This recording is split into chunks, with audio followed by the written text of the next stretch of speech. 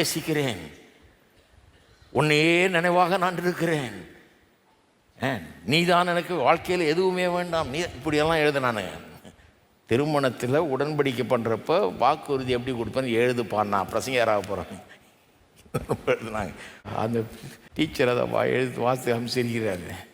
சொல்ல, பைபிள் புரிஞ்சுதா உனக்கு? பைபிள் உனக்கு புரிஞ்சுதா? பைபிளை புரிஞ்சுதுன்னா ஒன்று புரிஞ்சிடும். நான் இப்பொழுது என்ன உணர்கிறேன், எனக்கு என்ன தேவை அப்படிங்கிறது அன்பு இல்லை. அது இல்லை. நான் இப்போ என்ன, நான் உன்னை அது இல்லை அன்பு. பைபிளை புரிஞ்சவன் தான் நம்ம முன்னோர்கள். அவங்க எப்படி எழுதியிருக்கிறாங்க பாருங்க. இன்று முதல் உன்னை என் விவாக மனைவியாக ஏற்றுக்கொண்டு வாழ்விலும் தாழ்விலும் சுகத்திலும் சுகவீனத்திலும் நன்மையிலும் தீமையிலும் மரணம் நம்மை பிரிக்கும் வரை உன்னை நேசிக்கவும் காப்பாற்றவும் வாக்கு கொடுக்கிறேன். இப்போ என்ன உணர்றேன்றதை பேசல, நாளைக்கு நான் என்ன செய்ய விரும்புகிறேன், உனக்கு எப்படி நான் இருப்பேன், இப்படியெல்லாம் இருப்பேன்றது தான் கவனன்ட் லவ். நான் இப்போ என்ன ஃபீல் பண்ணுறேன்றது இல்லைங்க, நான் இப்போ என்ன ஃபீல் பண்ணுறேன்றதோட தான் திருமணம் நடக்கணும்னு நம்புனீங்கன்னா திருமணம் என்ன ஆகுறது? ஏன்னா ஃபீலிங் அடுத்த நாளே போயிடும். ஃபீலிங் இன்னைக்கு வரும், நாளைக்கு ஏதாவது பிரச்சனை வந்தோடனே காணாமல் போயிடும் ஃபீலிங். ஒருத்தங்க சொல்கிறாங்க ஃபீலிங் இப்போ இல்லைங்க, அதனால் இப்போ திருமணம் ஒன்றா வாழ்ந்து என்ன பிரயோஜனம்? அப்போ ஃபீலிங் இருந்ததுனால தான் சேர்ந்தாங்க, ஃபீலிங் இருந்ததுனால தான் திருமணம் பண்ணிக்கிட்டாங்க, கார்டு அடித்தாங்க, கோயிலுக்கு வந்தாங்க, கல்யாணம் பண்ணிக்கிட்டாங்க.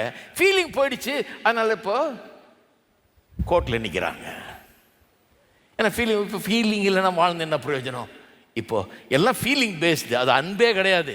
வேதவசனம் அன்புன்னு சொல்லுகிறது.